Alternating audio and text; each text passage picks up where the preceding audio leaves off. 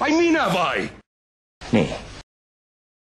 Anteeksi, että mä oon myöhässä, mutta mä tulin kukkakaupan kautta. Tulee taatusti parempi mieli. Mitä helvet?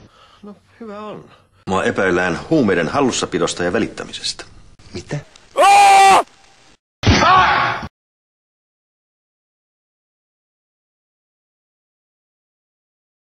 Kostosuunnitelmaa. Mä olen ihan samaa mieltä.